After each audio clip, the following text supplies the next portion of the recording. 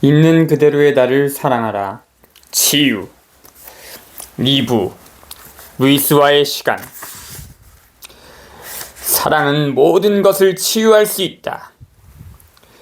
제2장 무엇이 문제인가? 내면을 들여다보는 일은 안전하다.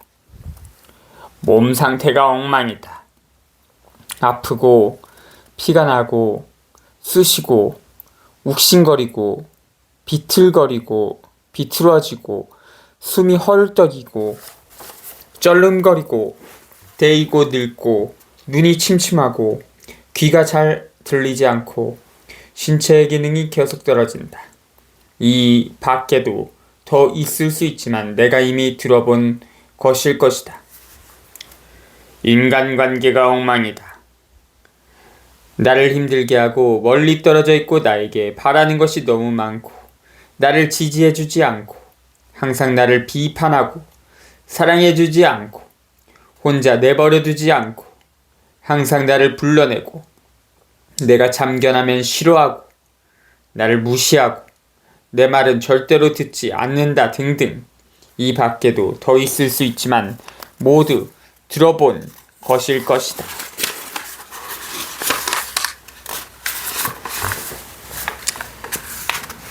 재정이 엉망이다.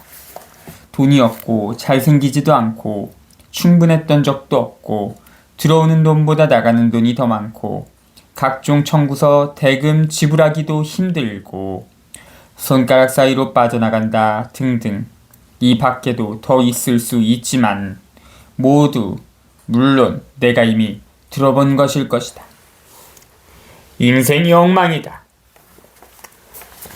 내가 바라는 대로 되는 일이 하나도 없다. 다른 사람을 기쁘게 해줄 수 없다. 내가 뭘 하고 싶은 건지도 잘 모르겠다. 이런 것을 생각할 시간이 충분하지 않았다. 내가 바라는 것은 항상 무시당했다. 나는 단지 그들을 기쁘게 하기 위해 이 일을 하고 있는 것이다. 나는 발수건에 불과하다. 내가 뭘 하고 싶어 하는지 아무도 신경 쓰지 않는다. 나는 재능도 없고 지대로 하는 일도 없다. 내가 하는 일이라고는 꾸물거리는 것이 전부다. 나에겐 그 어떤 것도 소용이 없다. 이 밖에도 더 있을 수 있지만 모두 내가 이미 들어본 것일 것이다. 새로운 고객을 만나서 인생이 어떠냐고 물으면 보통 위의 대답 가운데 하나를 넣는다. 때로는 하나가 아닐 때도 있다. 고객들은 자신의 문제를 잘 알고 있다고 생각한다. 그러나 내가 보기에 이런 불평은 그들 내면의 사고방식이 겉으로 드러난 것에 불과하다. 내면의 사고방식 밑바닥에는 겉으로 드러나는 모든 결과의 근원인 보다 기본적인 사고방식이 자리 잡고 있다. 나는 다음과 같은 기본적인 질문을 하고 상대의 답을 얻는다. 답을 듣는다. 당신 인생에 어떤 일들이 일어나고 있나요? 건강이 어떠세요? 직업이 무엇인가요? 직업에 만족하시나요? 재정 상태가 어떠세요? 애정 문제는 어떤가요? 가장 최근의 관계는 어떻게 끝났나요? 그 전의 관계는 어떻게 끝이 났나요? 어린 시절 이야기를 간단하게 해주세요. 나는 상대의 자세와 얼굴의 움직임을 유심히 관찰하지만 정말로 신경을 쓰는 건 그들의 말이다. 말과 생각이 미래의 경험을 만들어내기 때문이다.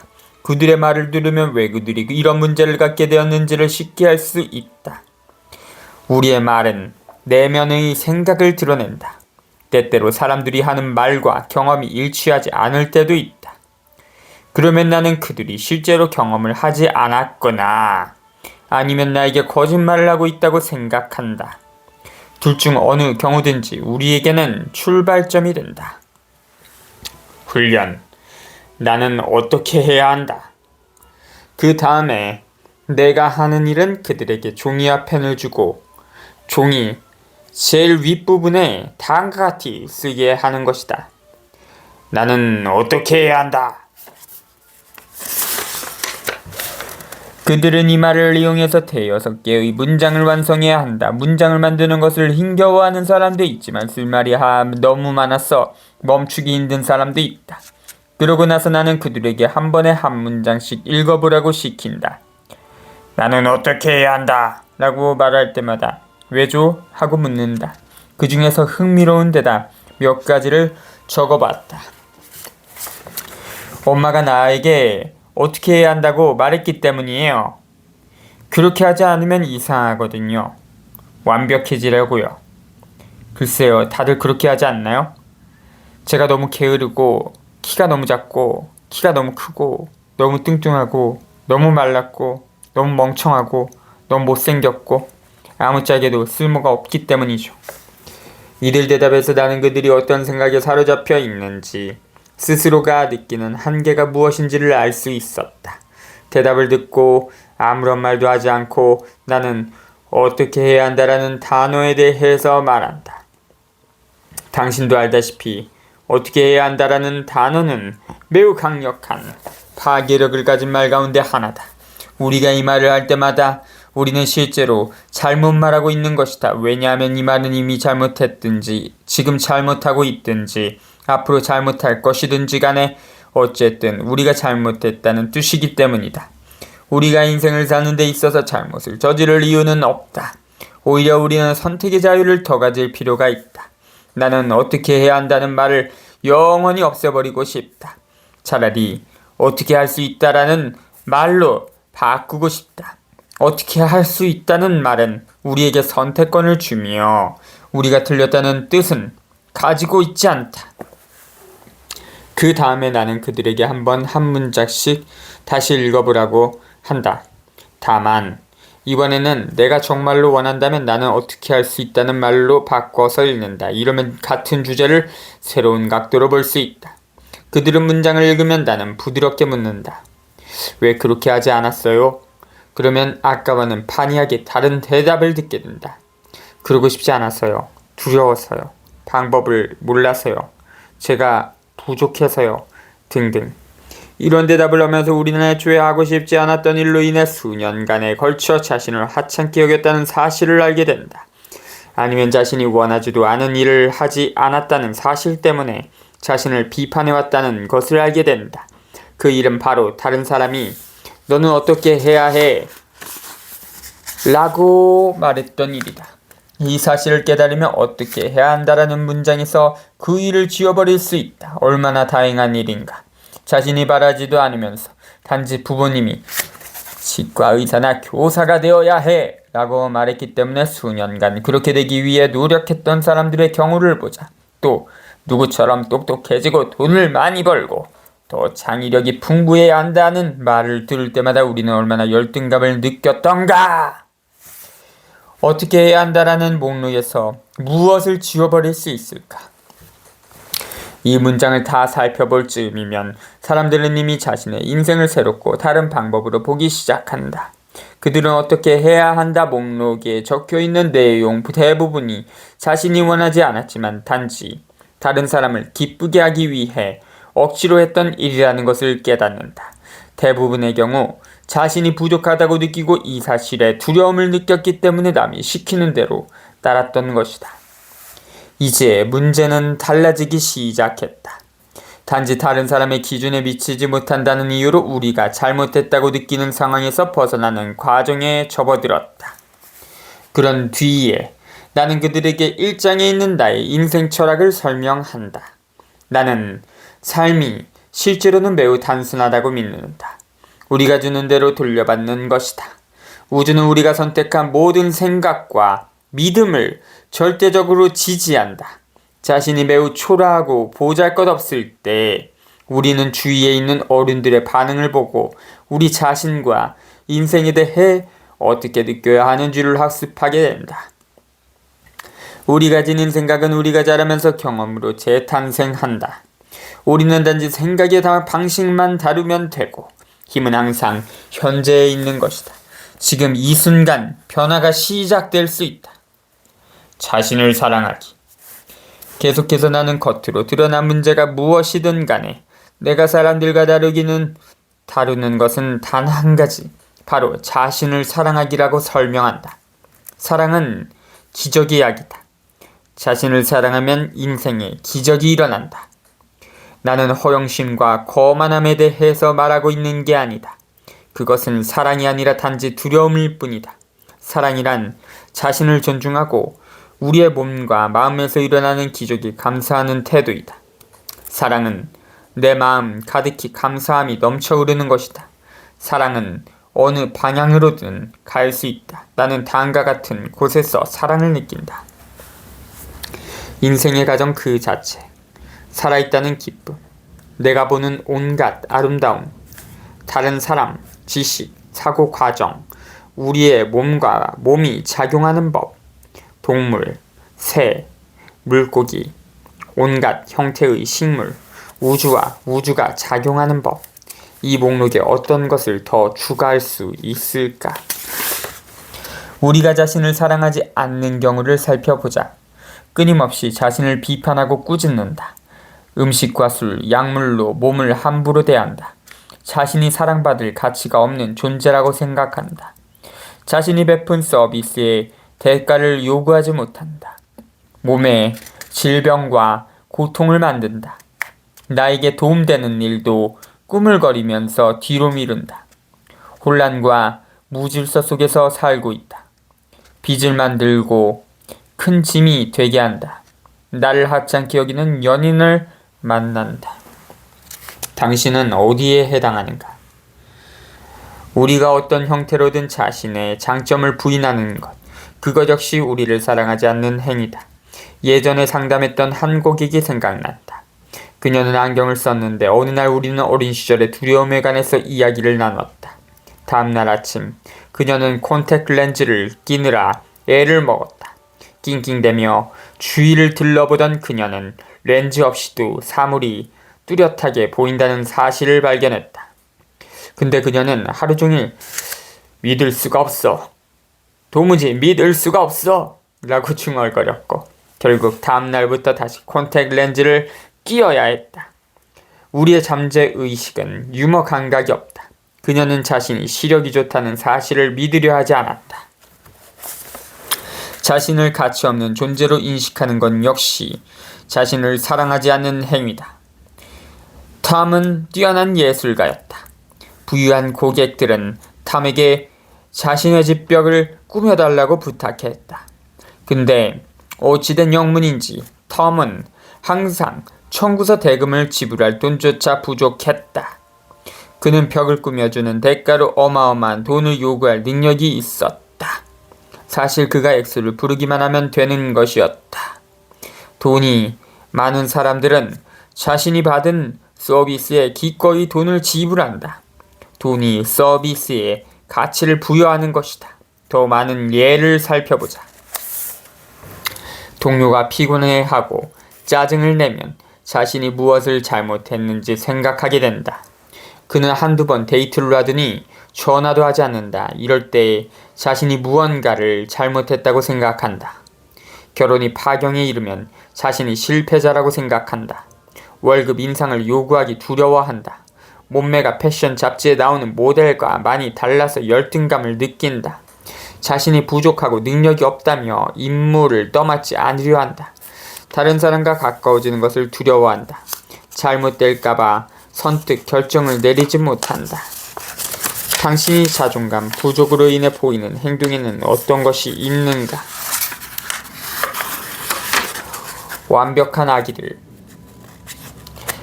당신이 조그만 아기였을 때 얼마나 완벽했는지를 생각해보라. 사실 아기들은 완벽해지려고 하지 않아도 이미 완벽하다. 아기들도 마치 그 사실을 알고 행동하는 것처럼 보인다. 자신이 우주의 중심이라는 사실을 알고 있으며 원하는 것을 주저하지 않고 요구한다. 아기들은 자유롭게 감정을 표출하기 때문에 아기가 화가 나면 대번에 알 수 있다.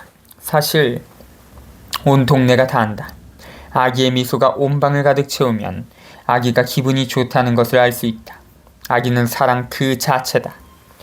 조그만 아기들은 사랑을 받지 못하면 죽을지도 모른다. 일단 나이가 들면 사람들은 사랑이 없이도 살아가는 법을 배운다. 그러나 아기들은 사랑이 없이는 살 수 없다. 아기들은 또한 자기 몸을 사랑한다. 심지어 자신의 배설물도 좋아한다. 아기들은 정말 용감하다. 당신도 아기일 때는 그랬다. 우리 모두 그랬다. 그러다가 어른들의 말을 듣고 두려워하는 법을 배웠고 자신이 위대한 존재라는 사실을 부정하기 시작했다. 날 찾아온 고객이 자신이 얼마나 형편없고 사랑할 수 없는 존재인지를 역설하면 나는 절대 그 말을 믿지 않는다. 내가 하는 일은 그들을 어린 시절로 되돌려 놓는 것이다. 자신을 사랑하는 법을 제대로 알고 있었던 그때로 말이다. 훈련, 거울. 그 다음에 나는 고객들에게 조그만 거울을 들고 자신의 눈을 들여다본 다음 자신의 이름을 말하고 나는 너를 있는 모습 그대로 사랑하고 받아들인다라고 말하게 한다. 많은 사람들이 이대로 하기 힘들어한다. 즐거워하기는커녕 소리를 지르거나 눈물을 흘리고 화를 내기도 한다. 자신을 깎아내리면서 이 훈련을 절대로 할 수 없다고 버티는 사람도 있다. 한 남자는 거울을 집어던지고 도망가려고 했다. 그 남자가 거울을 보고 자신과의 대화를 시도하기까지는 여러 달이 걸렸다. 수년간 나는 거울에 비친 자신에게 비판만 해왔다. 거울을 보고 눈썹을 뽑으면서 얼굴을 찌푸리던 예전의 내 모습을 생각하면 웃음이 난다. 내 눈을 들여다볼 때마다 깜짝 놀라기도 했다. 이 간단한 훈련은 효과가 크다. 1시간도 지나기 전에 문제의 본질을 마주하게 된다. 우리가 겉으로 드러난 문제만 해결하려 한다면 끝이 없을 것이다. 마침내 모든 문제를 해결했다고 생각하는 순간 또 다른 문제가 생길 것이다.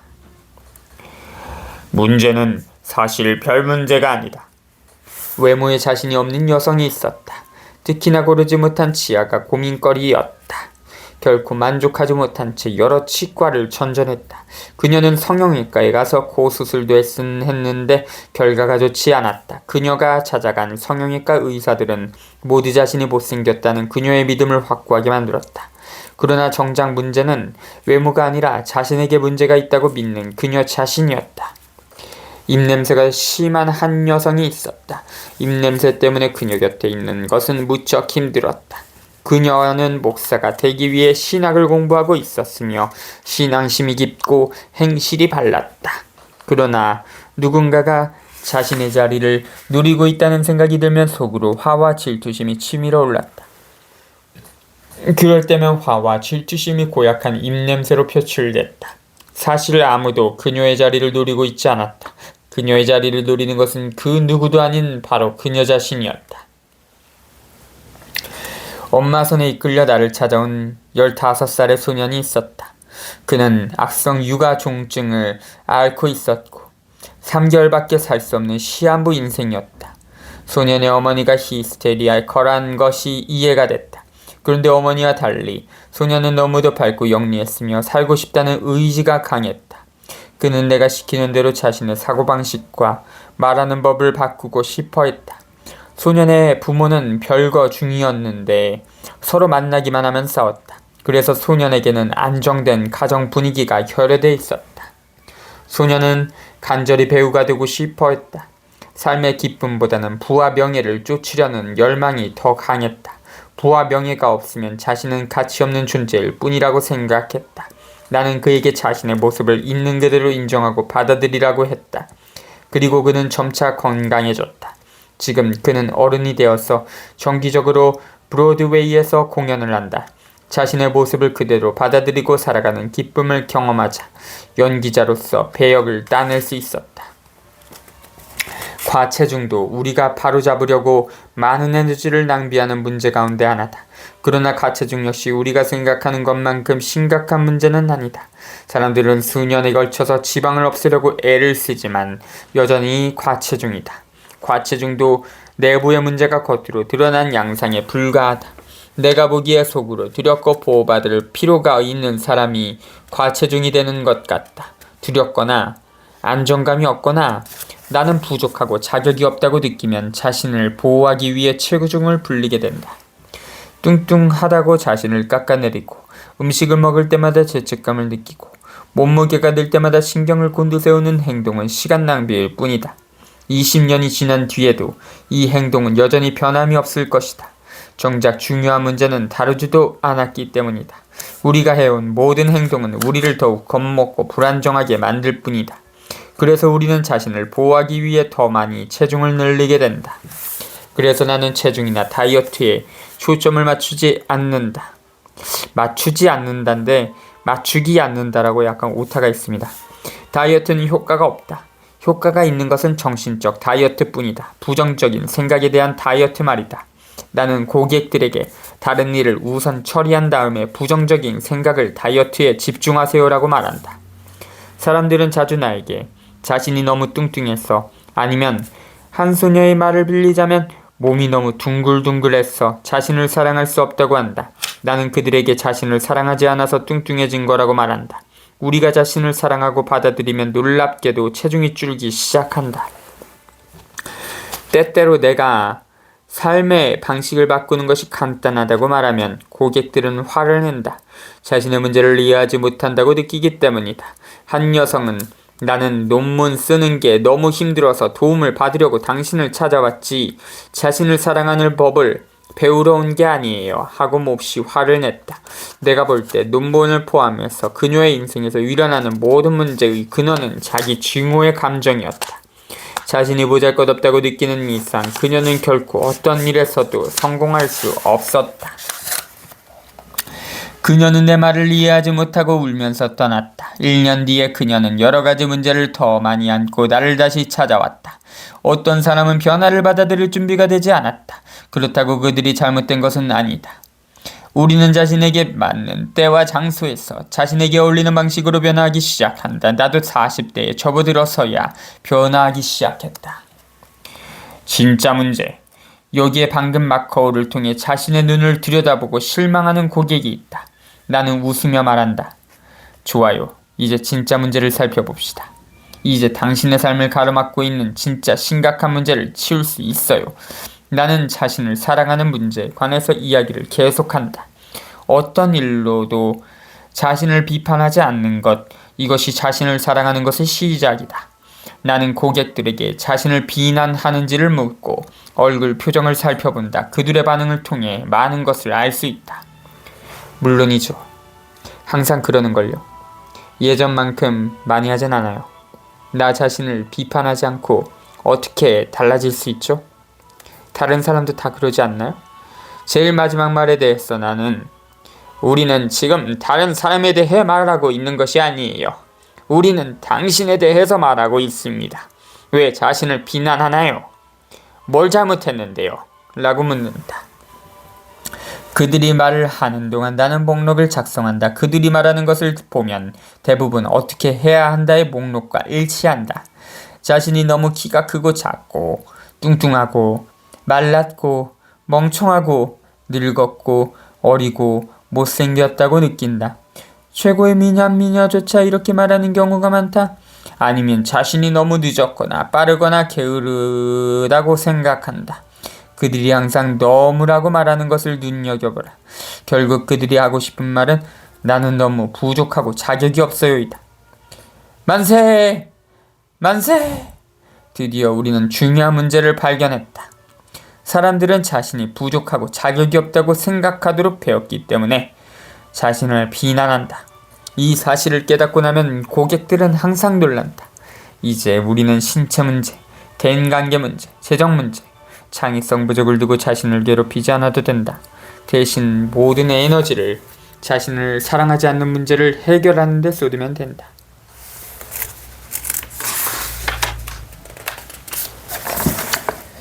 내가 살아가는 끝없는 삶의 가운데에서 모든 것은 완벽하고 온전하며 완전하다.